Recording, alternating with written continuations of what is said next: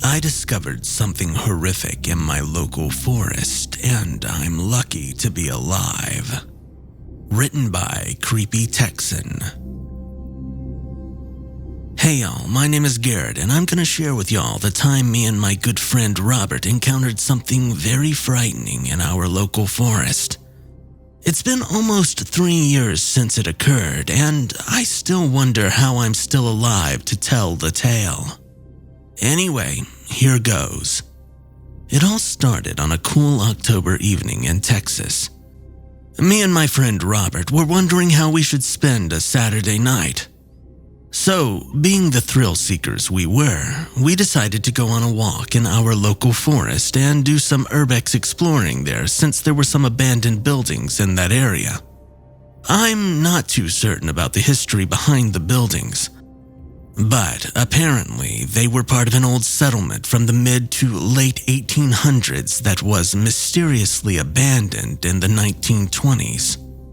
I've tried to ask more about the history from people in our small town, but they simply refuse to talk about it other than that. Additionally, they warned me and all the other teenagers not to go into that forest at night. Of course, being the young, cocky teenagers we were, me and Robert simply ignored that warning and went on to explore the buildings. Once we got all of our stuff packed into our backpacks, including my newly gifted camcorder, we set out to the forest at about 6:45 p.m., and we got there at around 7 o'clock. So the sun was pretty much set at this point. The parking lot once we got there only contained one other vehicle, a Ford Expedition. Now, this seemed odd as it was nightfall and yet there were still some hikers out and about in the park apparently. Not that it was strange for us to be here so late in the day. I shrugged it off quickly and started recording on my camera once we started our 30-minute hike to the abandoned buildings. Now, the hike went completely normal for the most part, until we got about 10 minutes away from the settlement. It started with the crickets and the other animals going quiet all around us, which I know means a predator is nearby. I'm an avid hunter, so I would know this, as well as listening to all the horror stories on YouTube. Anyway, Robert and I were a bit on edge, but we refused to turn back. Instead, we just slowed our pace down and minimized the number of times we would use our flashlights, since we didn't want to give away our positions so easily. Eventually, we made it to our destination with no further interruptions. In front of us, we were greeted by a building that seemed to resemble an old church, with what seemed to be small houses and maybe a couple of stores surrounding it. Of course, the buildings were so old and run down that it was hard to tell. Strangely enough, too, it seemed that the church was in the middle of the settlement. Now, I don't know if it's just me, but if you see an abandoned town with an old, creepy church, well then chances are some bad stuff is going to happen. Anyway, Robert and I agreed that we would check out the other buildings first, since the church was making both of us uneasy, and we wanted to save it for last. We spent about 30 to 45 minutes exploring the different buildings with not much interest other than some cryptic messages engraved in the wood of the buildings. Messages of stuff like, "We must leave before it's too late," and "They always watch." Now, if the atmosphere of the town itself was not enough to freak me and Robert out, as well as the eerie silence from earlier, this was almost enough to make us crap bricks, especially with the previous history of the settlement. Could this be connected to the town's abandonment? What were they so afraid of? There were so many questions that needed answers. I had to keep going. After we finished exploring the last building before the church, we took maybe 10 breaths each before entering the church. Upon entering the church, it immediately made us gag with the smell of what I can only describe as pure death. And it seemed to be coming from the room below the building, a basement. That's what I could only assume. There was a trap door followed by a ladder that led down to this secret room, and as we made our way down, that horrible smell seemed to get even stronger. So bad that we even had to put our jackets over our noses to cover up the smell once we got down. Once we got down there, we were met with a huge catacomb-like room with some sort of object in the middle of it, illuminated by a very dim candle hanging from the ceiling.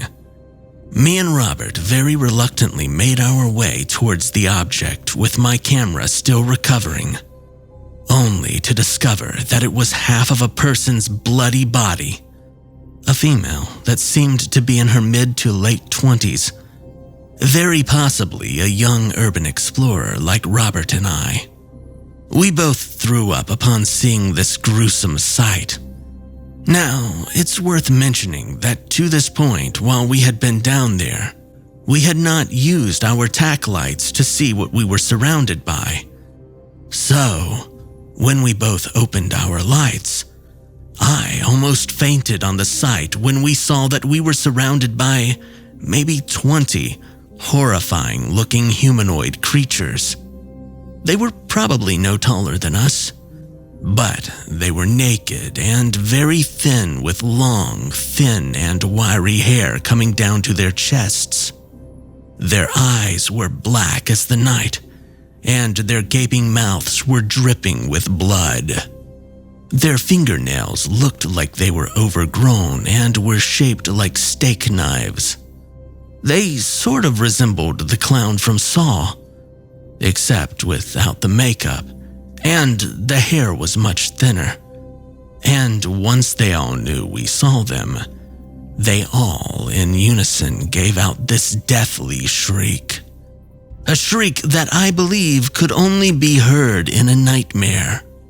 I didn't even know that there was a living thing on this planet that could produce that noise until then. It was then that Robert yelled at the top of his lungs, "Run!" We both climbed up the ladder in record time. It was an absolute miracle that not me or Robert got dragged down by those monstrosities. We made it out of the church as fast as we could, and we slammed the door behind us. The creatures screaming could still be heard. We took a minute to catch our breaths as we discovered, with our lights, probably 50 different eye shines coming from all the buildings that we had previously explored. Upon seeing this, we bolted out of the entire settlement. I dropped my camera behind us in the process. In about 10 to 15 minutes, we made it back to my truck with the Ford Expedition still there. At that point, we could now finally safely recollect and calm down from our horrific experience. We then concluded that the car probably belonged to the girl that was killed by those things under the church. It really was a miracle that we made it out. But it's very unfortunate that she didn't, and my heart goes out to her family. The next day, we led the police to the location, and they found her body right where we saw it. Only this time, those creatures were not there. She was eventually identified as 26-year-old Chloe Bex. We tried to tell the police our story, but they obviously did not buy it. Except for one. Sheriff Walker, who was a 60-year-old native of our small town. During the investigation on the site, he came up to me and Robert and said, "Now you know why we tell you not to go into the forest at night."